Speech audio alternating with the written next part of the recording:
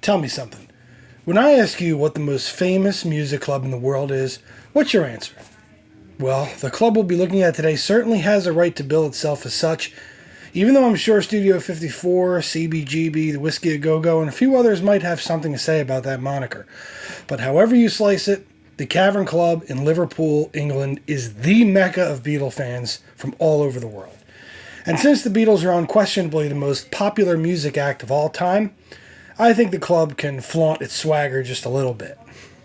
But there are a lot of points of history that a lot of people don't know about the famous subterranean venue, and it's definitely worth examining the history of this iconic club. In this episode, you'll enjoy also some of my very own pictures and videos from when I visited Liverpool back in May of 2019.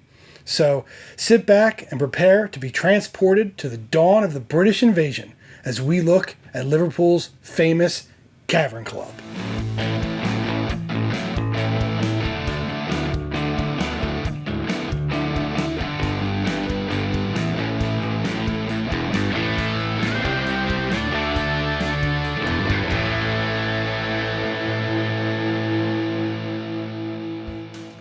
What's up, fellow historians, and welcome to the 20th episode of If Guitars Could Speak. I just wanted to take a moment to thank each and every one of you who have subscribed to the channel over the past year. It's been an incredible ride, and I've just been so humbled by the countless positive comments that I've gotten. I'm so thankful that you guys are enjoying the content, and it makes me want to keep going upwards and onwards. So thank you from the bottom of my heart. With that, as always, if you're seeing me for the first time, don't forget to hit that like button to let YouTube know that you think other music fans would like to see this video. And of course, subscribe to the channel to see much more guitar historian content just like this. Now with that, let's go underground of Matthew Street in Liverpool back to the mid-1950s. The origins of the Cavern Club actually came from the Jazz District of Paris, and Liverpoolian Alan Seitner was knocked out by the many smoky basement jazz clubs peppered throughout the City of Lights. One in particular really influenced him, so much so that he borrowed the name of Le Caveau de la Huchette. That building, where that club is located, by the way, has a history going all the way back to the 16th century, and reputedly has ties to the Rosicrucians and Freemasonry. Gotta love European history, eh? Anyway, Seitner was so knocked out by the atmosphere of this pub that he was determined to open his own copycat club in Liverpool, and he envisioned it as the top jazz club outside of London at the time. Seitner found a site well positioned under a fruit warehouse in a cellar that had once been an air raid shelter during World War II.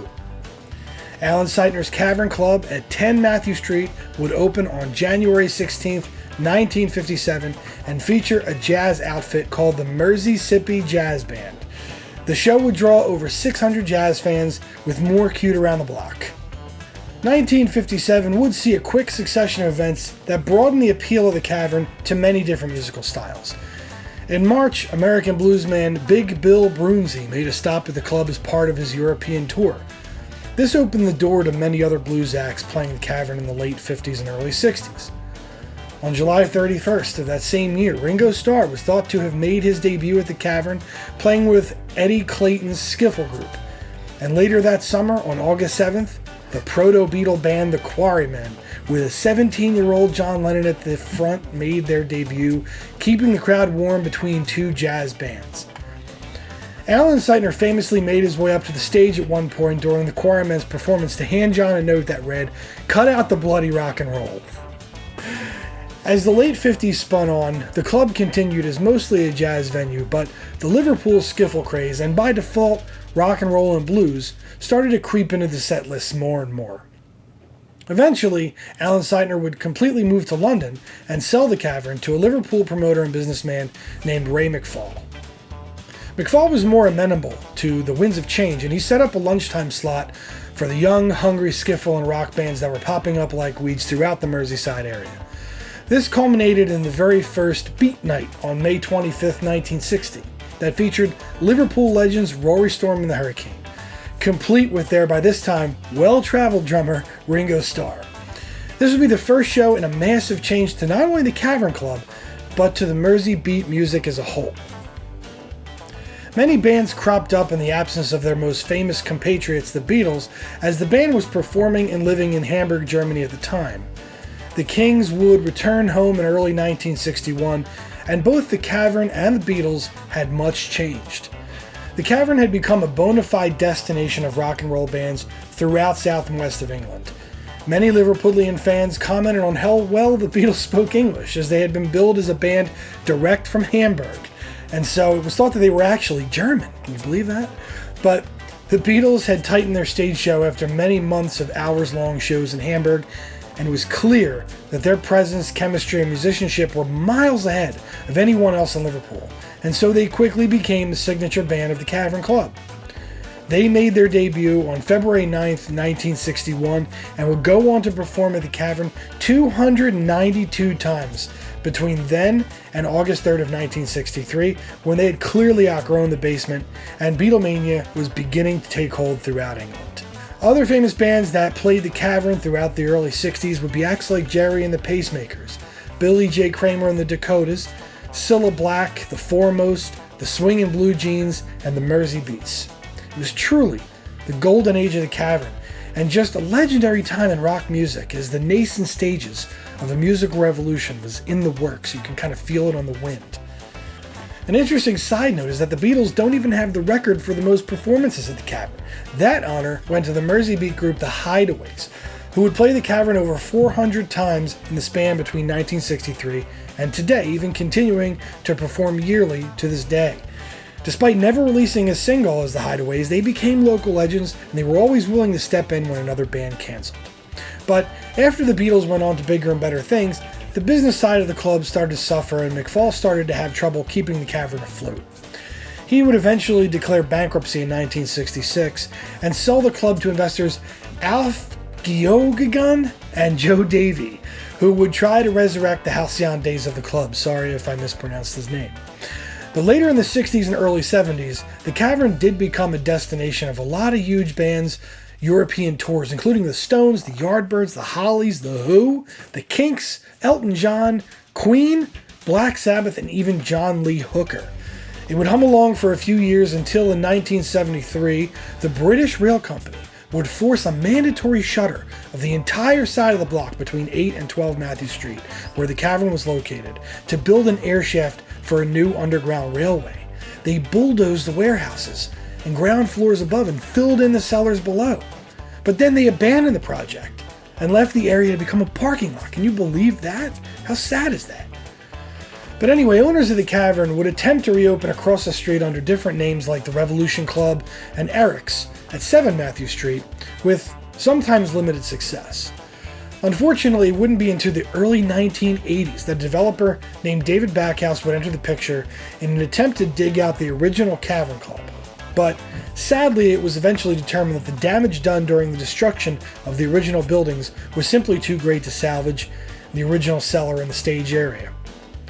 Over the next couple of years, bricks from the original Cavern were actually sold as souvenirs, with proceeds going to none other than the Strawberry Fields Children's Home, made famous by John's iconic song from 1967. But many of the original bricks were actually reused in a total reconstruction and faithful copy of the original club, and in March of 1984, the Cavern Club would reopen in almost the same site as the original, occupying about 70% of the original site of where it stood in the 1960s. At some point, a rumor started going around that the current Cavern is on the wrong side of the street, but this just isn't true. The Cavern stands in the same place as the original. The club would go through some turbulent times in the 80s, and it eventually ended up being sold to a Liverpool tourism group called Cavern City Tours in the early 90s. And they would expand the club to another location across the street called the Cavern Pub, which became a bona fide music venue in its own right, and opening a larger stage beside the club called the Cavern Lounge. This ownership group would be instrumental in both returning the club to its roots and embracing the tourism of millions of Beatles fans worldwide who wanted to stand in the same space where their musical heroes had cut their teeth decades earlier. But make no mistake, the Cavern isn't just a haven for Beatles tribute bands. Many huge and contemporary acts, as well as some throwbacks to the 60s and even the 50s, have played the Cavern since. Paul McCartney has returned a few times, Adele played there, Joe Bonamassa, even Lonnie Donegan, who started the entire Liverpool skiffle craze back in the 50s and launched bands like the Quarrymen, would play there for the first time in 2001. Now you might wonder why a Liverpool legend like Donegan hadn't played there previously. Well, it was simple. He was too popular for the Cavern at the time. It wasn't big enough for a star of his stature. That kind of brings things full circle, doesn't it? On a personal note, I was lucky enough to visit the Cavern Club twice when I was back in Liverpool in 2019. And let me tell you that even though the club is many things all at once, a shrine, a gift shop, a museum, a bar, you're hopelessly drawn to that iconic stage with the colorful back wall. Signed by just a few of the countless bands who have made their hay in a smoky basement club back in the 50s and 60s, culminating in the birth of the biggest act in popular music history. Unfortunately, the Cavern spent most of 2020 closed down due to the pandemic, but the owners have found creative ways to keep the story alive by using the power of the internet. Hopefully this video will be a small part of that. But if this pandemic ever ends, and you get a chance to travel to Liverpool, do not miss going to the Cavern, even if you might only be a casual Beatles fan. Even though it is technically a reproduction of the original club, it is positively haunted in a good way, and the iconic Mersey beat music that bounces off its brick walls to this day will ring in your head for the rest of your life. That's another episode of If Guitars Could Speak. Like I said earlier, thanks so much for watching and enjoying. Don't forget to hit the like button below and subscribe to the Guitar Historian channel for more content like this.